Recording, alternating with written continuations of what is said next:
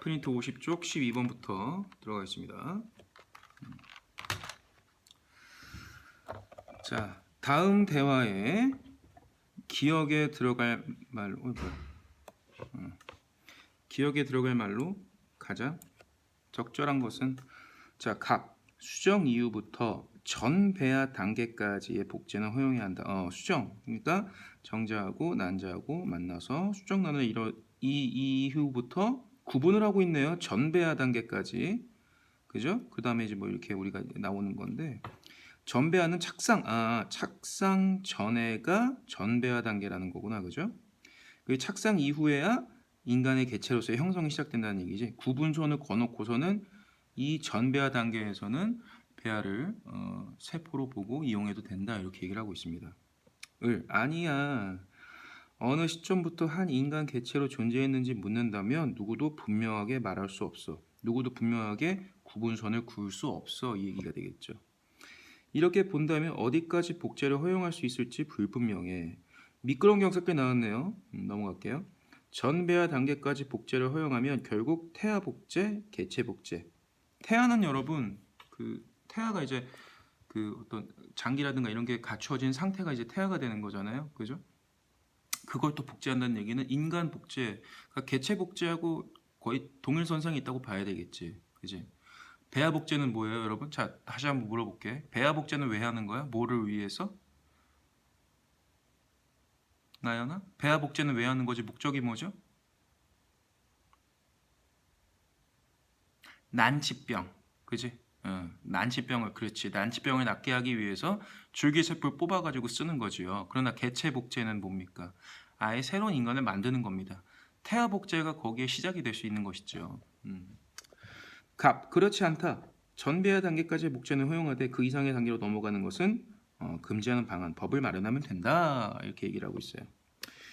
결국 당신은 이렇게 이거군요. 입니다. 1번. 인간 발달은 연속된 하나의 과정임을 간과하고 있군요. 답은 1번이죠. 2번 볼게요. 전배아 단계는 인간 개체의 형성 이전임을 모르고 있군요. 이거는 갑의 얘기죠. 인간 개체의 형성 시점의 파악이 불가능함을 강조하는 게 아니라 가능하죠. 착상 전과 후로. 그걸 강조하고 있는 거지. 전배아 복제가 개체 복제로 연결될 수 없음? 아니에요. 개체 복제로 연결될 수 있기 때문에 방안을 마련하자라고 얘기하고 있지. 착상이 아닌 수정만이 아니죠. 착상이 개체의 출발점이라고 얘기하고 있지. 답은 1번. 자, 이거 개체 복제 반대 이유 볼게요. 교과서에 나와 있는 거 정리해 놓은 겁니다. 자, 인간의 존엄성을 훼손한다. 태어난이 아니라 만들어진이다 이 얘기죠. 자연스러운 출산 과정이 위배되죠. 한 사람의 체수표로부터 만들어지니까. 남녀 상호 의존성 파괴 이거 별표죠. 문제 했었죠. 인간의 고유성을 위협하죠. 왜? 우리는 엄마와 아빠의 그 이제 유전자를 적절하게 이제 섞어가지고 그 중에서 어떤 유전적 특성을 우리가 받았고 그게 우리의 정체성이 되는 건데 개체 복제는 그냥 똑같은 거야. 똑같은 거를 우리가 받는 겁니다. 그죠? 가족 관계에 혼란을 초래합니다. 그렇죠? 그러니까 뭐 체세포와 난자를 제공한 사람과 내가 그러니까 이런 거지. 내가 개체 복제를 했어.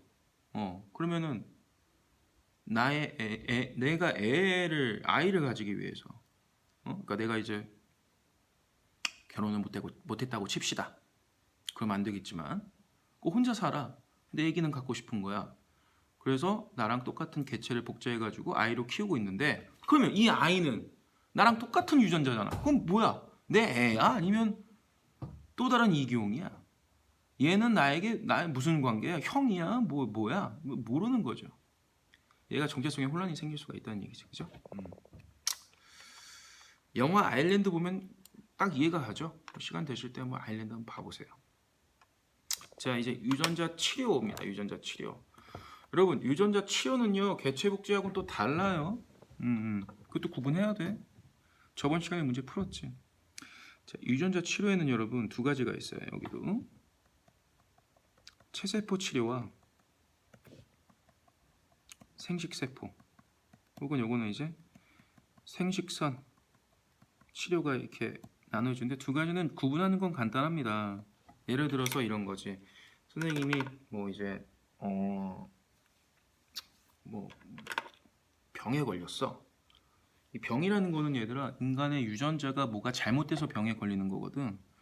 그래서 내 병을 낫게 하기 위해서 유전자 치료를 한다라면은 그 잘못된 유전자를 잘라내고서는 정상 유전자를 집어넣으면 되는 거예요. 그러면 그 병이 치료가 되는 거야. 물론 이제 이론은 간단해. 물론 굉장히 복잡한 과정이 있는 거지만 그래서 이 체세포 유전자 치료가 제대로 완성이 된다면 암 뭐 이런 것들 다 고칠 수가 있게 되는 것이죠. 지금 발달 단계에 있는 과정이고 그리고 그 연구 성과가 우리나라가 최고예요, 최고. 크리스토퍼 가위 기술이라고 얘기하는데 우리나라가 가장 많이 발달이 되어 있어요. 세계 최고 수준입니다. 근데 생식세포 치료는 뭐냐면은 내 어떤 정자라든가 이런 거에 있어서 유전자를 잘라내는 거야. 뭐냐? 그러니까 내가 예를 들어서 탈모 유전자가 있다고 칩시다. 얼마나 속상해요. 그럼 내 아기도 탈모는 이제 유전되니까. 그러면 이제 나의 아기는 이제 탈모가 없었으면 좋겠다 해가지고 그걸 잘라내는 거야. 그 유전자를. 그럼 내 아기는 탈모가 없게 되는 거지. 이게 생식세포 치료가 되는 겁니다. 생식산 치료. 무슨 말인지 알겠죠? 그건 차이가 있어요. 그러니까 체세포 치료는 나 환자만의 그 병을 치유하기 위해서 하는 게 체세포 치료. 생식선 치료, 생식세포 치료는 나 이후에도 쭉 가는 겁니다. 무슨 말인지 알겠죠? 자, 글씨가 좀 안 보이니까 확대 좀 할게요. 그러니까 봐봐. 지금 우리가 하고 있는 부분이 응용윤리잖아요. 뭐 착상이란 단어라든가 뭐 크리스토퍼 가위 기술, 뭐 유전자 뭐 이런 것들 단어를 모르면은 이해를 못해. 그러니까 무슨 접근이 필요한 거야? 학제적 접근이 필요한 거야. 무슨 말인지 알겠지? 그게 응용윤리입니다. 학제적 접근을 통해 가지고 지식을 알아야 뭐가 옳고 그른지에 대한 판단을 쓸 수가 있겠죠. 여기 설명할게. 봐봐. 여기 보면 되나요? 자, 유전자 치료의 의미를 봅니다. 질병을 치료하기 위해 체세포 또는 생식세포 안에 정상 유전자를 넣어서 유전자의 기능을 바로잡거나 이상 유전자 자체를 바꾸는 치료법이다 해서 체세포 유전자 치료는 환자의 질병 치료를 위해 허용이 되는 겁니다. 그러니까 내 생식세포가 아니라 내 체세포, 내 몸에 있는 여러 가지 세포들 중에 생식세포가 있고 체세포가 있잖아요. 남자는 정자가 이제 생식세포가 되는 거고요. 체세포는 그냥 내 몸에 있는 그런 세포를 잘못된 세포로 인해서 생겨낸 병을 없애기 위해서 체세포 치료를 하는 거야. 체세포 유전자를 체세포에다가 정상 유전자를 집어넣는 거지. 이거는 그 다음 세대까지 영향을 끼치진 않습니다. 근데 이런 거지 얘들아. 내가 아까 방금 얘기한 거예요. 생식세포 유전자 치료는 뭐야? 뭐 정자라는 그 세포에다가 바로 가해 기술을 쓰는 거야. 그러면은 그거는 유전이 되잖아요. 무슨 말인지 알겠니? 우리는 다 이렇게 그 유전자로 이루어져 있지 않니? 야, 내가 이렇게 과학 얘기까지 어떻게 해? 난 윤리 선생인데. 그러니까 체세포는 유전이 되는 세포가 아니라 그냥 나의 몸을 이루고 있는 세포야. 그지? 그래서 내가 뭐 예를 들어서 암에 걸렸어. 그러면은 내 몸에 있는 어떤 암세포에서 그 암세포가 뭐인 거예요, 여러분. 유전자가 잘못돼서 생겨난 거야. 그 유전자 잘라내가지고 정상 유전자 넣는다는 얘기지. 그러면 암이 없어지는 거예요. 아직 여기까지 발전되지는 않았죠. 그런데 생식세포는 뭐냐면 내 생식세포, 유전되는 세포, 정자가 되겠죠. 거기다가 직접적으로 가해 기술을 쓰는 거야. 그러면은 내 아이에게 있어서 유전되는 그런 뭐라 그래야 돼? 유전자가 더 이상 내 후대에게는 가지 않는 것이죠. 그 얘기입니다. 오케이? 자, 생식세포 유전자 치료에 관한 찬반 입장 봅니다. 찬성. 병의 유전을 막아, 그죠? 다음 세대의 병 예방, 유전 질환을 물려주지 않으려는 부모의 자율적 선택을 존중한다. 새로운 치료법 개발을 통해 경제적 효용 가치를 산출한다. 뭐 이런 얘기가 있고요. 반대. 미래 세대의 동의 여부가 불확실하다. 이게 무슨 말이냐면 얘들아 이런 거지. 뭐 아까 탈모 유전자 얘기했지만 그 후대한테 물어봤냐 이거야. 후대가 동의했냐 이거지. 물론 뭐 동의하겠지만요. 이런 경우 있겠지. 내가 키가 너무 커. 막 2m 50이야. 키가 너무 크다 보니까 살아가는 데 있어서 너무 불편한 거야. 비행기도 뭐 버스트 클래스만 타야 되고 너무 좁아가지고 그죠? 그래서 내 아이에게는 이 아픔을 이 어려움을 물려주지 않겠다 해가지고 키가 크게 되는 그 유전자를 잘라냈다고 칩시다. 야 미친 거죠, 그죠? 아이에게 물어봤냐고. 무슨 말인지 알겠지 얘들아. 그게 생식선 치료가 되는 거야. 통일을 얻지도 않았는데 왜 아이의 가능성을 없애느냐 이 얘기죠. 그 다음에 우생학 부추길 수 있죠. 왜냐? 유전자를 잘라낸다는 얘기는 나쁜 건 잘라내고 좋은 것만 남길 수 있다는 거거든. 그거는 성별도 결정할 수 있고요. 뭐 생김새라든가 이런 것도 다 결정할 수가 있는 거예요. 왜? 유전자 안에 모든 정보가 다 들어가 있잖아. 그렇지? 또 한 번 그 기회를 열어주게 되면 뭐예요? 미끄러운 경사길 논증에 의해서 그런 심각한 사태도 벌어질 수 있다 이렇게 되는 거고요. 맞춤아기를 만들 수 있다 이 얘기가 되는 거죠 한마디로. 이해가지? 게다가 여기 봐봐. 고가의 치료비. 그 얼마나 비싸겠어요 그 치료가. 뭐 쉬운 치료도 아니잖아요. 무슨 뭐 백신도 아니고 감기 치료도 아니고 돈 있는 사람들만에게 집중될 거다 이거야. 그러면은 돈 있는 사람들은 다 이제 잘생기고 키 크고 이쁘고 똑똑하고 이렇게 되는 거고 돈 없는 사람들은 아유 말 안 해도 알겠죠? 부익부 빈익빈에 의해서 기술이 집중될 수 있다 이거지. 게다가 아직까지 의학적으로 불확실하고 임상적으로 위험합니다. 그 얘기예요. 자, 우리나라는 치세포 유전자 치료는 제한적으로 허용하고 있어요. 그러나 생식세포, 배아, 태아에 관한 유전 치료는 금지되고 있습니다. 그러니까 유전자 치료의 허용 여부는 의학적 안전성 및 유용성, 생명의료윤리 원칙 등을 고려하여 판단해야 되는데 우리나라가 이게 그 유전자 가해 기술이 크리스토퍼 가해 기술이에요. 이게 세계 최고급입니다. 그러나 이 기술을 치세포 치료에 제한적으로만 사용하고 있는 실정입니다. 그래서 2019년에 이 주제를 가지고 고등학생들이 전국 논술 대회에서 세다 토론을 했었죠. 그래서 이번에 우리가 그거를 수행평가를 하려고 했는데 이제 배우고 있으니까 우리가 행사가 너무 많았어가지고 수행평가를 하기에는 무리가 있어서 안락사로 바꾼 겁니다. 내일 공지할게요. 자, 11번 풀어보세요. 11번. 답은 체크되어 있기 때문에 30초 드릴게요.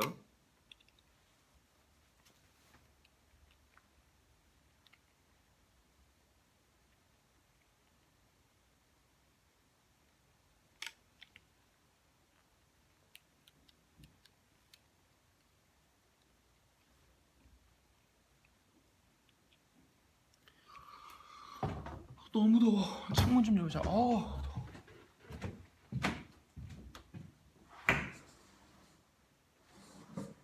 더워. 더워.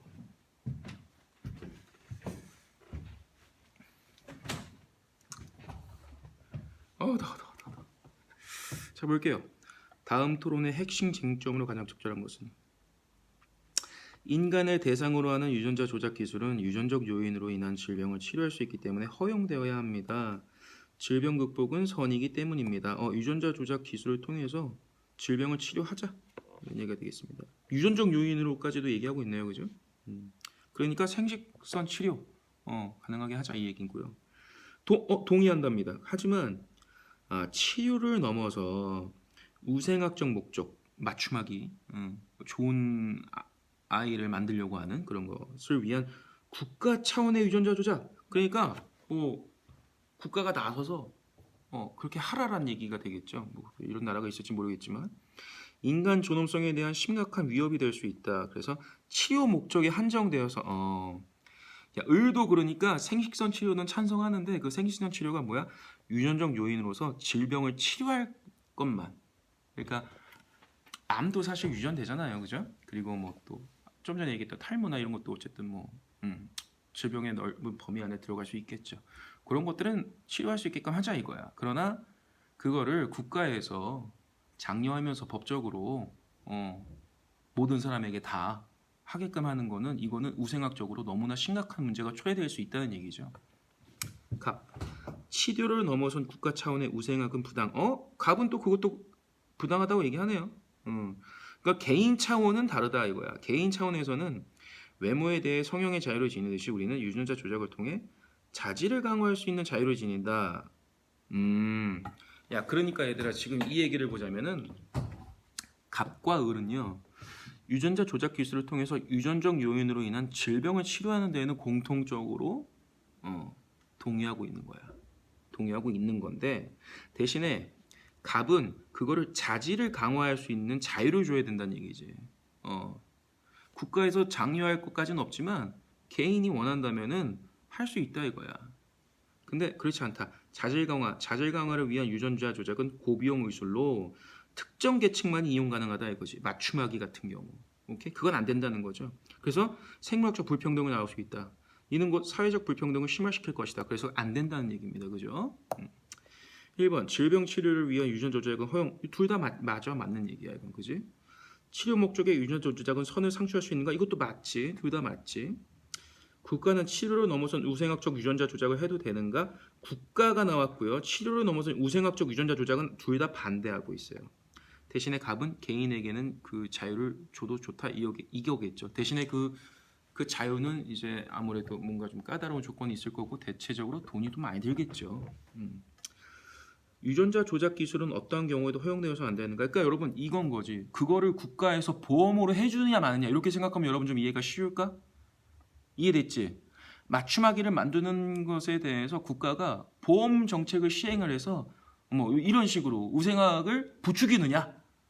그걸 반대하는 겁니다. 근데 갑은 그건 나도 반대하지만 개인에게 있어서는 괜찮다 이거야. 국가가 보험을 들어가지고 그걸 전체적으로 부추기는 건 아니어도 개인의 자유에 의해서 맡겨도 된다 이거지. 근데 을은 또 반대하는 게 개인의 자유에 맡기게 된다면은 돈 많은 사람만 그 기술을 쓰게 될 것이다. 이렇게 얘기가 나오는 겁니다. 사회 불평등이 일어나게 된다. 이렇게 되는 것이죠. 4번 유전자 조작 기술은 어떠한 경우에도 허용되어서는 안 되는가? 둘 다 틀렸어 이건 그지? 5번 자질 강화를 위한 개인 차원의 유전자 조작은 허용되어 하는가? 이게 바로 답이 되겠죠. 자, 요거 이제 찬성 논거 반대 논거는 여러분 내가 책에 나온 건데 괜찮게 나와 있더라고요. 사진 찍어서 내가 옮겨 놓은 거니까 한번 참고해 보시기 바랍니다. 뭐 병의 유전을 막아 다음 세대 병을 예방한다. 유전병 퇴치하는 등 의학적 유용하다. 유전 질환을 물려주지 않으려는 부모의 자율적 선택 존중한다. 새로운 치료법 개발을 통해 경제적 효용 가치를 산출할 수 있다. 이게 찬성이고.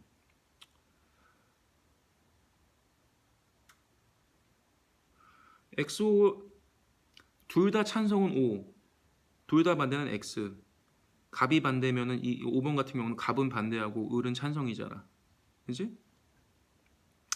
반대 미래 세대의 동의 여부가 불확실하다. 의학적으로 불확실하고 임상적으로 위험하다.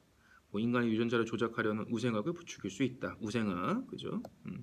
고가의 치료비로 그 혜택이 일부 사람에게 치중되어 분배 정의에 어긋난다라는 거, 이런 거. 이게 반대 논거가 되겠습니다. 자, 다음.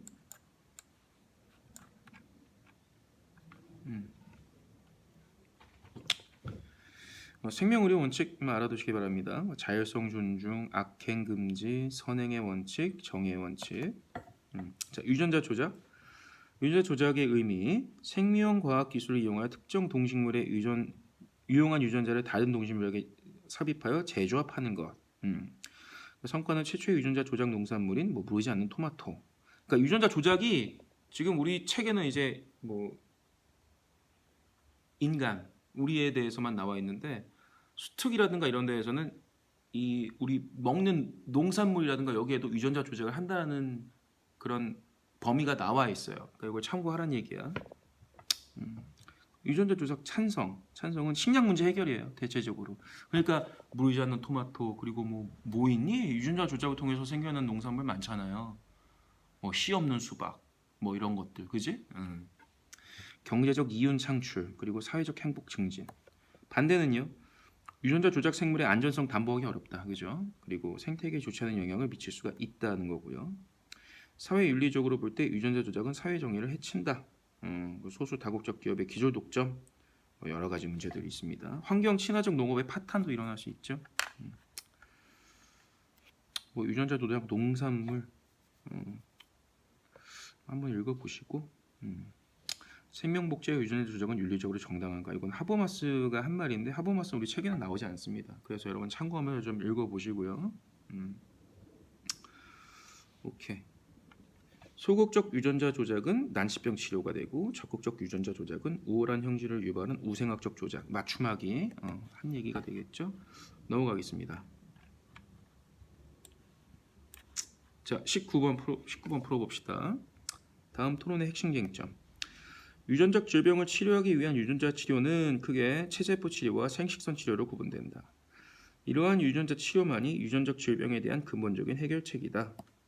동의한대요. 의도 동의한대. 즉 유전적 질병을 치료하기 위해서는 체세포 치료와 생식선 치료, 즉 유전자 치료만이 근본적 해결책이다라는 건 동의하는 건데, 다만 체세포 치료는 환자 개인의 신체 세포에 영향을 주므로 허용, 생식선 치료는 개인은 물론 후세대에 영향을 주므로 금지.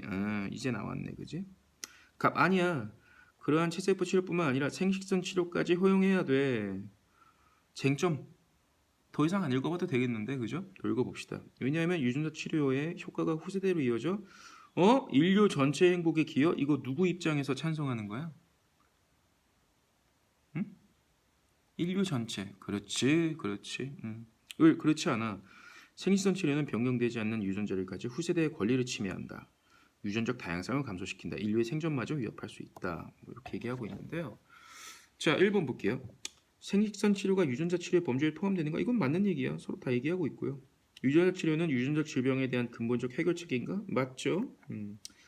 생식선 치료는 개인뿐만 아니라 후세대에 영향을 주는가? 맞죠. 맞는데 갑은 뭐야? 긍정적인 영향을 준다는 얘기고 을은 부정적인 영향을 준다는 얘기가 되겠죠. 4번. 유전적 질병의 치료를 위해 생식선 치료를 허용해야 하는가? 이게 바로 쟁점이 되는 거죠. 한 명은 찬성, 한 명은 반대니까. 5번. 후세대에 영향을 주지 않는 유전자 치료를 허용해야 하는가? 이거는 얘들아, 후세대에 영향을 주지 않는 유전자 치료를 허용해야 하는가라는 거는 이게 무슨, 이거는 둘 다 긍정이고, 이거 해설이 잘못 나왔다. 핵심 쟁점이 아니다라는 게 문제가 아니고, 후세대에 영향을 주지 않는 유전자 치료는 뭐가 되는 거야? 체세포 치료잖아. 둘 다 긍정인 거죠. 그 쟁점이 아니야. 무슨 말인지 알겠지? 그래서 우리 그 피터 싱어라는 사람이 있는데, 이 사람은 우리가 이제 동물과 윤리 배울 때 되게 중요한 사람이거든요. 아직도 살아 있어요. 살아 계셔가지고 아주 그 논란이 많은 얘기를 하기도 하고요. 자기 철학을 막 바꾸기도 하고 막, 그래서 골치 아픈 부분입니다.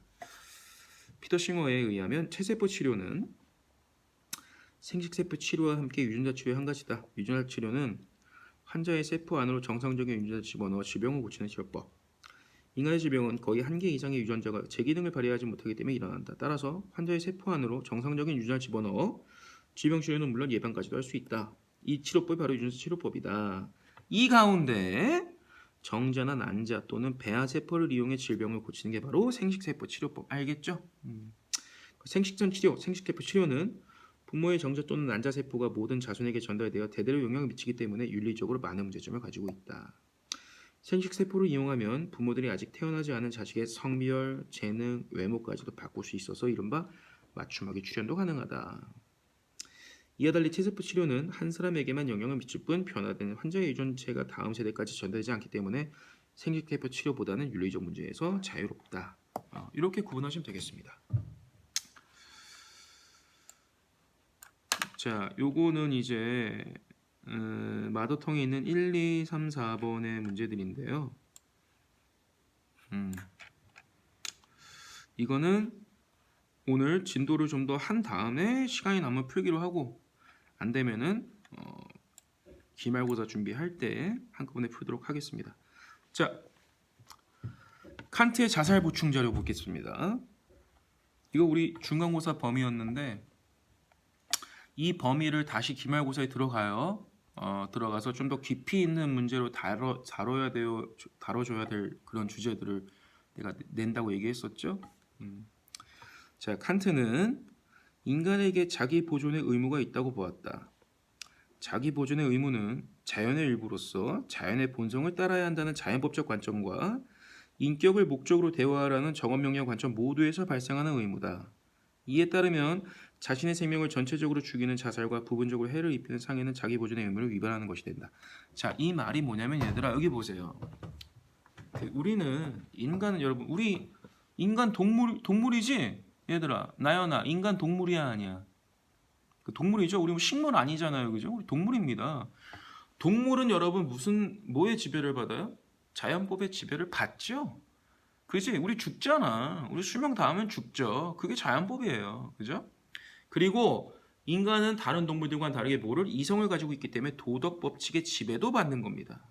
자연 법칙의 지배도 받고 도덕 법칙의 지배도 받는 게 인간인 거예요. 근데 도덕적 행위에 대해서는 도덕 법칙의 지배를 받고 인간 자체에 대해서는 자연 법칙의 지배도 받는 거지. 자, 여러분 생각해 보세요. 자연법 얘기한 게 누구죠? 자연법 얘기한 게 누굽니까? 은준아, 자연법 누가 얘기했지? 우리 누가 얘기했다고 배웠죠? 그렇지, 토마스 아퀴나스죠. 토마스 아퀴나스 언제 사람이죠? 중세 크리스트교에서 아주 그 뭐라 그럽니까? 그 큰 역할을 담당했던 분이죠. 기독교고요, 그죠? 크리스트교고요.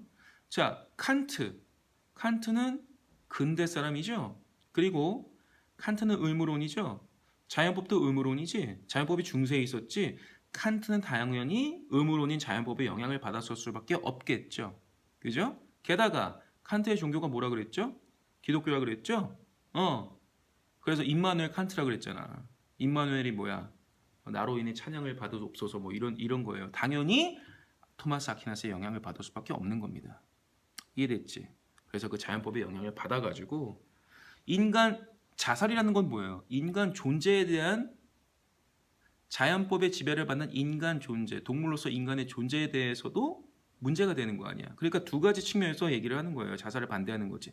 첫 번째, 이성을 가지고 있는 인간, 즉 도덕 법칙의 지배를 받는 인간에게 있어서 자살은 뭐야? 정업 영역을 어기는 것이고, 동물의 범주 안에 있는 인간, 자연법의 지배를 받는 동물로의 범주 안에 인간에게 있어서는 자연법의 그 1. 자기 보존의 성향을 어기는 거다. 이렇게 얘기를 할 수가 있다는 거지.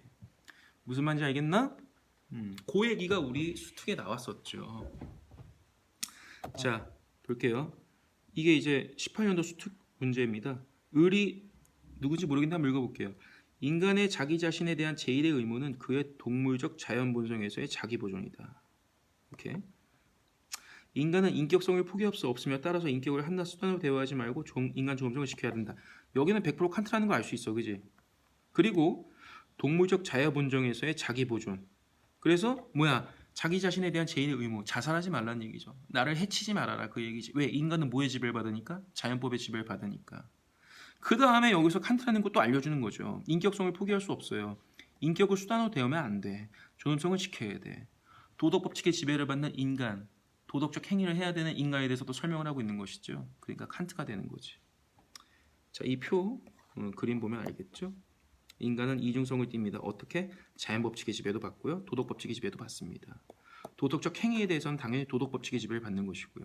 존재에 대해서는 자연적 법칙의 지배를 받는 것이죠. 자, 19년도 6월 모평입니다. 칸트. 자연체계 내에서의 인간은 다른 동물들과 같이 대지의 산물로서, 자, 자연체계 내에서의 인간, 동물로서의 인간이죠? 그죠? 인간은 다른 동물과 같이 대지의 산물, 평범한 가치를 가진다. 자연의 법칙에 지배를 받는다는 얘기죠. 영원히 살지 않아. 그죠? 똑같이 죽어. 그러나 도덕적 실천적 이성의 주체로서의 인간은 자연 안에 존엄하며 절대적 가치를 지닌 존재다. 이게 바로 딱 도덕 법칙을 가지고 있는, 도덕 법칙의 지배를 받는 이성적 존재인 인간에 대해서 얘기하고 있는 것이지. 이 문장이 가장 괜찮은 문장이죠. 그죠? 자, 추가 보충합니다. 자기 보존은 자연법의 관점과 도덕 법칙 관점에서 모두 해당한다. 그러나 충돌할 때도 있어요. 행복하기 위해 도둑질하는 건 안 되죠. 이럴 땐 도덕 법칙을 택해야 되는 거지. 그러니까 내가 행복한 경향을 추구하기 위해서 자연법의 지배를 받기는 하지만, 그러나 도덕적 행위가 앞서는 거야. 우리는 이성을 가지고 있기 때문에. 그렇게 생각하시면 되는 거지. 서로 무관할 때도 있다. 커피 먹으면서 행복할 때, 이거는 전혀 자연법의 지배를 받는 것이죠. 내가 먹고 싶은 걸 먹은 다음에 행복해. 그거야 칸트가 그렇게 하지 말라진 않잖아. 왜? 자연법의 지배를 받으니까. 그지? 무관한 거야. 우리의 이성적 능력과는. 자, 칸트는 자연의 법칙을 완전히 무시한 건 아니다. 칸트는 아퀴나스의 사상에 영향을 받았고요. 그러므로 자기 보존은 자연법과 정언명령 모두에 의해 정당하고 아퀴나스는 자연법의 원칙에 의해 정당하다. 그래서 문제를 이렇게 두 개 구분해서 낼 수 있겠죠. 칸트, 아퀴나스에서 공통점이 뭐가 돼? 자살은 자연법에 의해서 금지된다. 이게 공통점이 되겠지. 그지? 차이점은 칸트는 정언 명령에 의해서 자살은 금지된다가 되겠죠. 그죠? 칸트의 자살. 칸트는 자살이 자기 보존이라는 자연법적 의무를 위반하는 행위라고 봤고요. 자연법에서는 자살이 자연적 성향인 자기 보존의 의무를 다하지 않는 것이라고 보고요. 따라서 칸트도 자살이 자연적 성향인 자기 보존의 의무를 다하지 않는 것이라고 말할 수가 있습니다. 오케이. 이건 읽어보시고요. 자, 자연법의 지배를 받는 동물로서의 인간의 입장에서는 자연법의 자기 보존에 위배되고 도덕적 행위를 할 수 있는 이성적 존재로서의 인간의 입장에서는 정언명령 위배다. 즉 두 가지를 얘기하는 겁니다. 칸트는. 기말고사 때 냅니다. 자, 이제 안락사에 대해서 칸트와 아퀴나스 비교하는 건데 볼게요. 가의 갑을 사상가들의 입장에서 나의 A, B의 행위에 대해 제시할 수 있는 견해. 갑, 도덕은 인간에게 주어진 항구불변하고 보편적인 법에 근거해야 한다. 의무론이네. 신과 자연에 대한 직관적 통찰이니까 여러분 칸트는 될 수 없죠. 그죠? 그러니까 자연법의 아퀴나스가 되는 거지. 없는 행위는 도덕적 행위라고 할 수 없다. 오케이.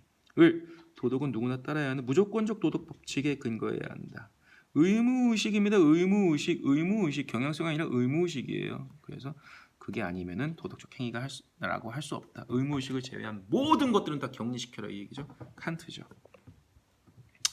B는 안락사를 하게 했대요. 자 볼게요. 갑 A의 행위는 환자의 생명을 A는 안락사를 원하는 환자를 죽음에 이르게 했고 반면 B는 안락사를 원하는 환자의 연명 치료를 중단. 자 이거 뭐니? 적극적 안락사? 이거는 뭐야? 소극적 안락사가 되는 거죠. 그래서 독약을 주입시켜서 죽였느냐 아니면은 치료약을 주입하지 않아서 죽게 했느냐 이거지. A의 행위는 환자의 생명을 조작한 비도덕적 행위. 당연한 얘기죠, 그죠? 1번이네. 2번 B의 행위는 환자의 고통을 줄여준 도덕적 행위. 이게 왜 나와? 이건 공리주의에서는 할 법한 얘기지. A의 행위는 환자의 자율성을 감히 여기다가 자율성을 칸트 얘기에다가 자율성을 말도 안 되죠? 유진이 왜? 유진이 손 들었는데? 오케이.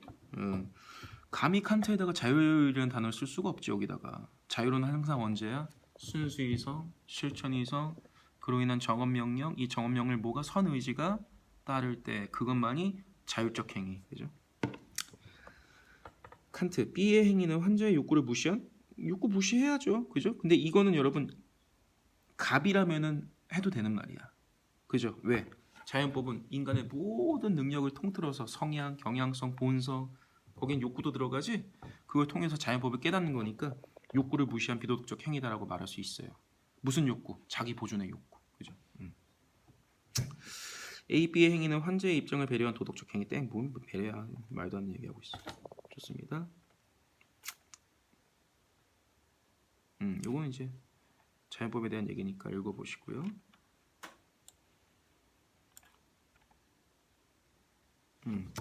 자살 안락사 뇌세에 대한 윤리적 쟁점 확인하는 건데 그리스도교는 당연히 자살 반대가 되겠고요. 그 흉이요, 뭐 몇 명이 좀 이제 질문을 하던데 흉은 자살을 가능하다고 봤어요. 근데 우리가 배우진 않죠. 뒤에 배워. 자살에 대해서 그걸 배우진 않고요. 삶의 연장이 더 큰 고통일 때 그땐 차라리 자살하는 게 낫다 이렇게 얘기를 하는 사람이야. 일종의 안락사가 되는 거고. 뭐 뒤르케임이라는 사람은 또 자살 반대하는 거고요. 왜 반대하느냐? 사회 유기체. 우리 사회는 다 유기체 하나의 몸이야. 그런데 내가 자살을 해. 그럼 이건 이기적 행위야. 왜? 사회 결속을 방해하기 때문에. 이렇게 말하는 게 뒤르케임입니다. 이거는 이제 칸트. 이거는 여러분 이것들은 여러분 다 전체적으로 좋은 문장들이라서 내가 집어넣은 거거든. 그러니까 이 문장들이 문제로서 지문으로서 쓰일 수가 있는 겁니다. 무슨 말인지 알겠죠? 체크해 두시고요. 마찬가지로 다 한번 체크를 해 보시고 지문을 쓸 수 있으니까. 그 다음에 안락사. 네덜란드가 세계 최초로 안락사법을 제정합니다. 그래서 안락사 허용 조건 이렇게 보시고요. 그다음에 싱어. 아까 얘기했었죠? 가장 중요한 사람이라고. 여기도 한번 읽어보시고. 안락사 찬성해요. 왜? 싱어는 공리주의자야. 공리주의자이기 때문에 안락사를 찬성해요. 그렇지. 김할머니 사건 유명한 사건이죠. 그다음에 뭐 적극적 안락사와 소극적 안락사 이거 충분히 구분할 수 있죠. 이제는. 자, 문제 풀어봅시다. 승현이 왜?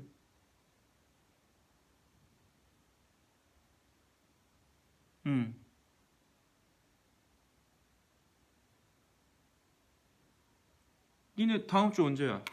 다음 주 수업이 화요일 아니야? 다음 주 화요일. 내일 1반부터 그 9반까지 전체적으로 그거 뭐 보내줄게요. 주제랑 그리고 평가 내용. 그래. 자, 보자. 오늘 여기까지 할게. 여기까지. 조금 일찍 끝날 수 있겠다. 그래? 질문 있으면 그때 하시고요. 자, 갑은 긍정, 을은 부정이 대답할 질문. 오늘날 장기 이식 기술이 발달함에 따라 뇌사를 죽음의 기준으로 인정하면 많은 생명을 살 수 있게 되었습니다. 그렇습니다. 그러니까 뇌사를 통해서 많은 생명을 살릴 수 있다는 건 맞다. 그러나 사람의 생명은 실용적 가치로 평가할 수 없는 존엄성을 지닌다. 심폐사를 죽음으로 봐야 된다. 칸트네, 그지? 칸트 입장이네. 아니다. 뇌사를 죽음으로 봐야 한다. 사람의 인격은 심장이 아니라 뇌에서 비롯된다. 사람의 인격은 심장이 아니라 뇌에서 비롯된대요. 나도 동의는 한데. 그러나 뇌의 명령 없이도 유지될 수 있는 사람의 생명 그 자체가 존엄. 그러니까 얘들아 이거야. 갑은요. 인격은 뇌에서 나와. 그리고 을도 이거는 찬성을 해. 그러나 인간의 존엄성이 뇌에서 나오는 건 아니다 이거지. 뇌의 기능을 상실했다고 해서 인간이 존엄하지 않은 건 아니다 이거야. 뇌의 기능을 상실하게 되면 인격을 상실할 수는 있으나 그게 인간의 존엄성을 해치는 건 아니다 이거지. 이해됐죠? 그 얘기입니다. 장기 이식을 위해 뇌사 판정이 악용될 가능성도 있다 이 얘기죠. 1번. 뇌사 인정은 인간 생명의 존엄성을 침해할 수 있는가? 그렇죠? 갑은 아니야. 뇌사 인정은 인간 생명의 존엄성을 침해하지 않아. 왜? 뇌사를 죽음으로 봐야 돼. 인격은 심장이 아니라 뇌에서 비롯된다고 보기 때문에. 그리고 그렇게 해야 인간의 존엄성도 해치지 않게 되는 거야. 그러나 을은 인격이 뇌에서 나오는 건 맞으나 그게 인간의 존엄성을 결정해 주는 건 아니라고 얘기하는 것이죠. 즉 기능론이 아닌 거야. 내가 얘기했었죠? 뇌의 기능을 상실하게 되면 인간은 존엄하지 않다. 그 얘기인 거잖아요. 갑은요. 그죠? 인간의 생명을 유용성에 의해 평가해서는 안 되는가? 을은 맞아. 근데 갑은 어때요? 유용성에 의해서 평가를 하고 있죠? 장기 이식하면서. 유용하다라고 보고 있으니까요. 3번. 뇌사를 인정할 경우 다수의 생명을 살릴 수 이거는 둘 다 인정이야. 인간의 인격은 뇌가 아니라 심장에 의존하는가? 아니죠? 이건 둘 다 아니라고 얘기하고 있어. 인격은 뇌에서 나와. 심폐사보다 뇌사가 죽음의 기준을 적절한가? 이게 바로 쟁점이 되겠죠.